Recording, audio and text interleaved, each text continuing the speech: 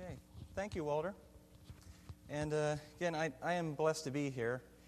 And many of you do know what the last few years has happened in my life. Many of you know bits and pieces, but I think hearing sort of all the different parts coming together, I'll give you a little different perspective.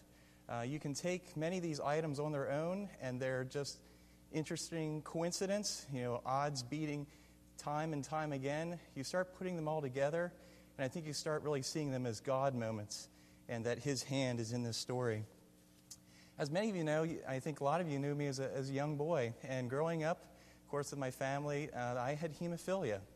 That is a blood disorder disease through genetics, and that's where the blood itself doesn't have a clotting factor, so that if I'm cut, the blood continues to flow. And the biggest problem with that is that your joints, you're constantly when you're moving your joints, you're constantly rubbing the bone against the bone there and allowing joint damage to happen because of the blood between the joints. So I think many of you saw me and my brother as children on crutches and things like that until we got a little bit older and our muscles were a bit stronger. And one of the other things that had happened was in our lifetime, the doctors in medicine were able to make clotting factor. They were able to take from plasma and pull out the factor. Factor 8 was the one protein that my brother and I were missing. Each of us had 1% of what a normal person has. So that's, again, why we were having all these bleeding episodes. It's also why I had hip surgery in my early 20s. And as you can see, I'm still recovering from a third hip surgery. But again, the hip surgeries, these are just some things that came from the hemophilia. Now, with the clotting factor, it was a wonderful thing to do because it allowed me to live life very much normally. When I had a problem, I could take clotting factor and appear pretty normal to everyone. The problem, as many people know, is when you're getting blood products and you're getting things on the front line of the blood products, there are other items in the blood system. Both my brother and I had gotten some very bad things in the blood system, and I had gotten some things that in 2007, I was starting to have liver failure. This was very obvious to me and the medical staff because in 2005, my brother had the same liver failure, and at that time, there was nothing that they could do. It was September 1st, 2005, that my brother passed away, and those knowing my family also recognized it was very hard for my mother and the family because my father had cancer and passed away 2 days later. So in the backdrop, clearly there's been some tragedy. But again, I'm here today to talk to you about the blessings that have come from this. In 2007, my liver was starting to fail, and many people saw I was getting very jaundiced. I was also bloating. One of the items is the salt level goes different. So I had put on about 40 extra pounds of water weight. It was up to 228 pounds. And the bloating, also ammonia was building. It was affecting my memory. So we got to the point in December of 2007. We knew that I was very sick. And it was in this church Sunday, December 16th. We were having the prayer service here. And during the praise worship music, really felt moved. Really was connected and was just praying that it's His will, that I'm ready.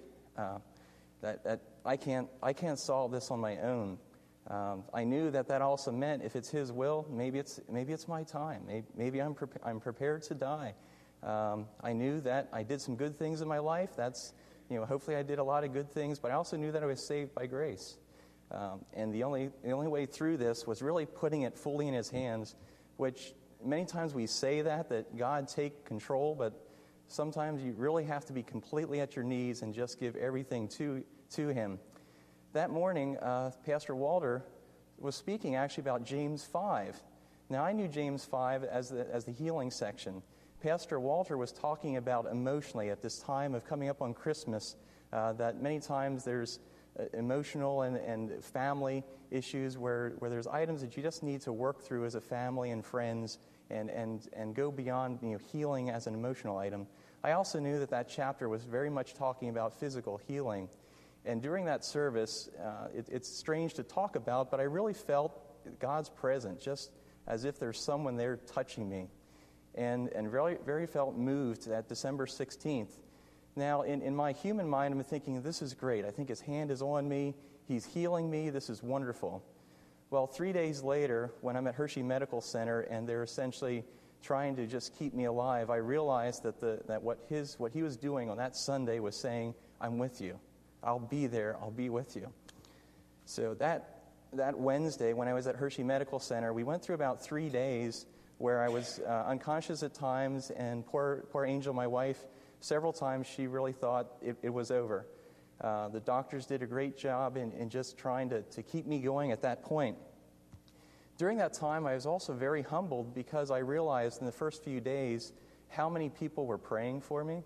Having worked as an architect and designing many churches throughout the country, we were starting to hear word. Angel was just constantly getting calls from all these congregations, just thousands of people, all sorts of denominations, from Methodist to Church of the Brethren, Mennonite, Lutheran to Catholic, Jewish synagogues, just all across the country. People were hearing what was going on, and just tens of thousands of prayers.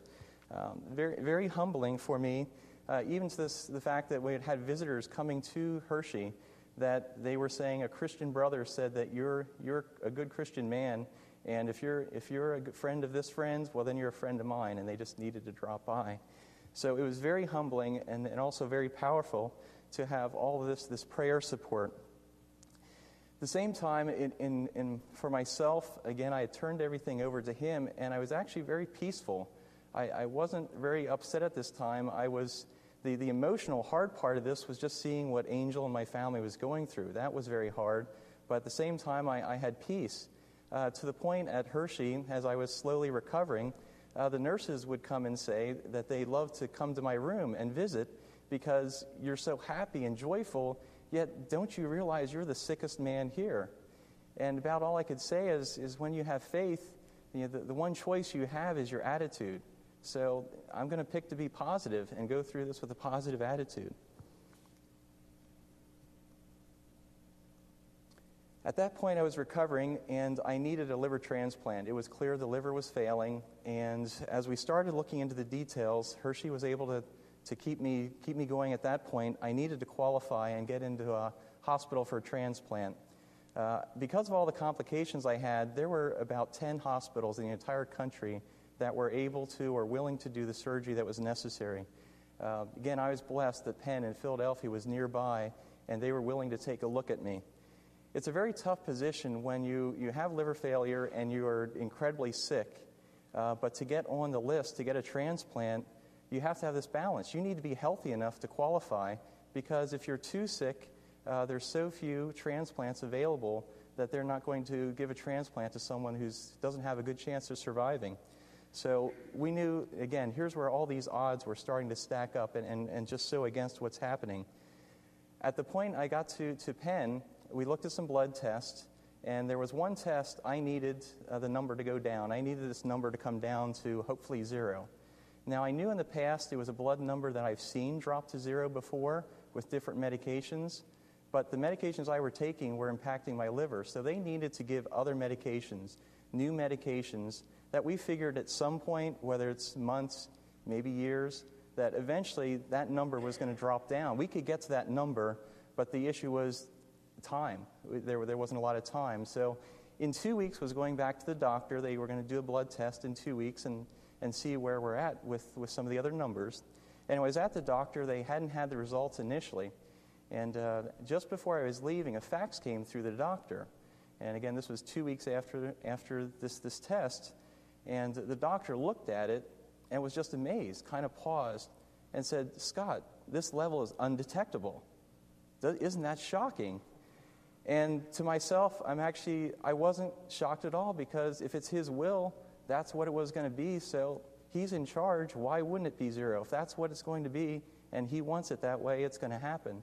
So all of a sudden, immediately, I was already, after 2 weeks, the numbers had dropped and was able to get on the path to qualify. It was by February 12th was the date I got on the national list for a liver transplant. Now, again, all the odds, when you look at a liver transplant, there's only 1 out of 3 during a year that the number of livers that are available for the people that need them. And again, the odds that you're on the list longer then there's time to get a liver, it's a much higher odd that you're simply not going to make it on the list.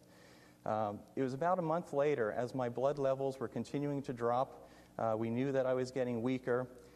We started approaching that year. Easter was early. Palm Sunday was in March.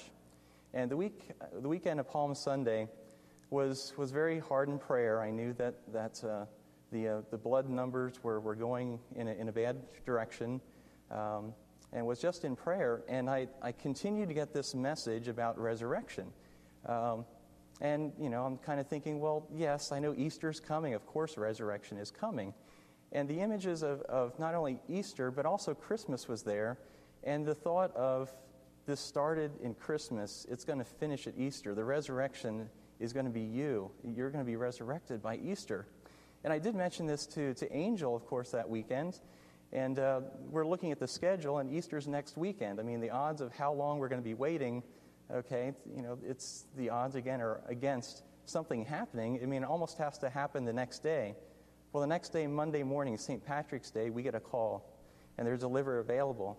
And I'm able to, by Good Friday, I'm recovering and have a liver transplant and have been healed from the liver condition. A couple other things, blessings that occurred during that time. The day after surgery, again, this is probably having the right people in place at the right time. Coincidence, or was it meant to be? The lead surgeon, my kidneys were not functioning yet. It takes a little while for them to get going. The top doctors were saying it's time to go put the kidneys on dialysis.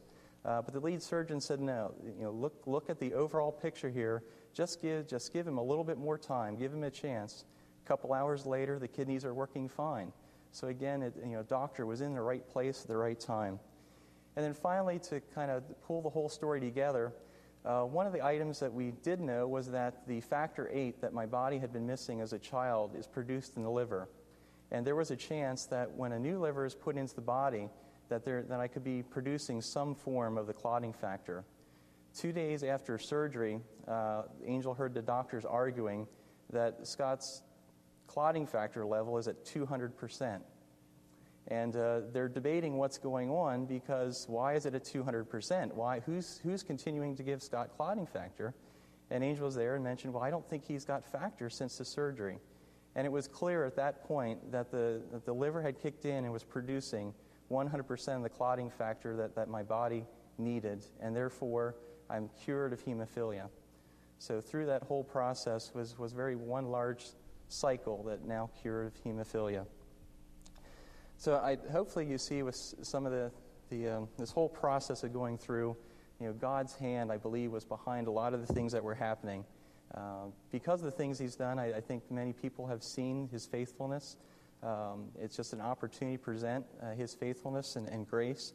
And throughout that time, again, I was reminded in James 5, and especially the verse 15, was in my mind throughout the whole process. And the prayer offered in faith will heal the sick man. And that, I believe, is his story.